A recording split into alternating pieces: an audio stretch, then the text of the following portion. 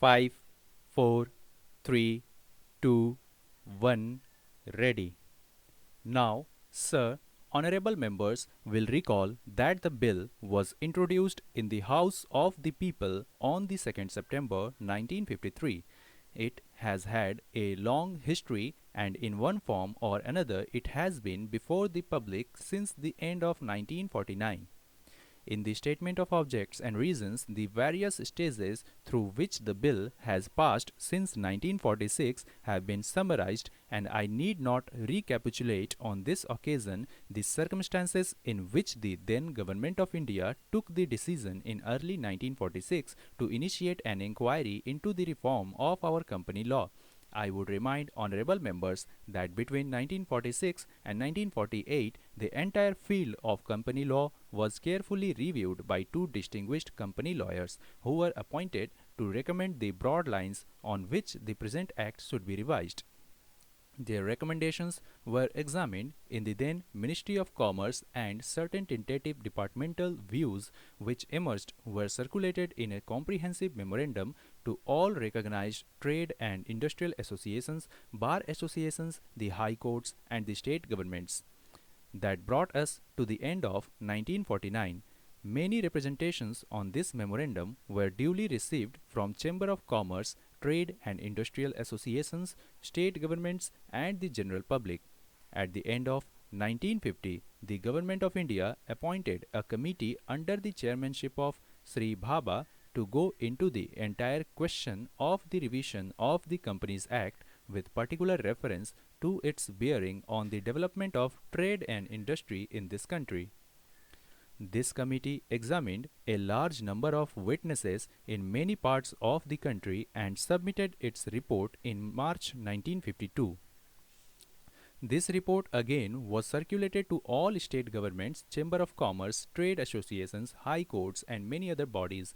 At the same time, a special officer was appointed in the Department of Economic Affairs, Ministry of Finance, to examine the report in the light of the views received from the interested public and to submit proposals to government for the revision of the present act.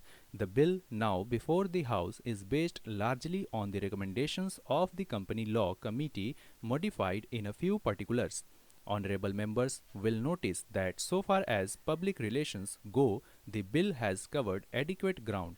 In a measure like the Companies Bill, however, which covers the entire field of the operation of joint stock companies, the limits of consultation and discussion can never be exhausted, and I would like to inform honorable members that although the bill was introduced in Parliament over 7 months ago, our officers have been engaged throughout this period in further studies and informal discussions with interests concerned, and on occasions I have also participated in such discussions.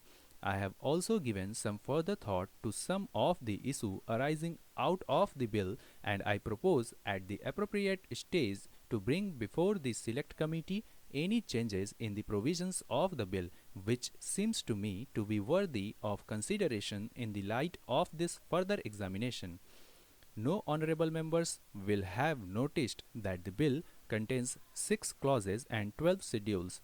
I think it is probably one of the longest legislative measures in recent legislative history, but its size might be regarded as misleading unless I make a few comments.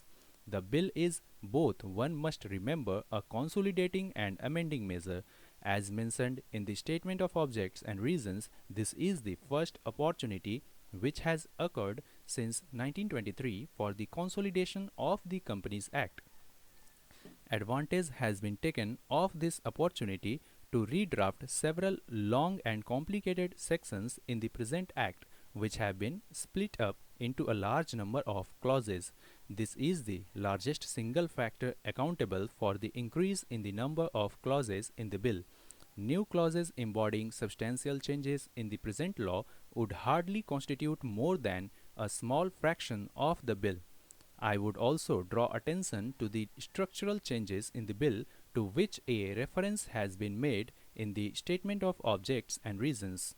The redraft of the bill and the rearrangement of the existing chapters in the Companies Act in a more logical order have, I think, resulted in a noticeable improvement in the form of the bill, and I hope will facilitate better understanding and appreciation of the scheme.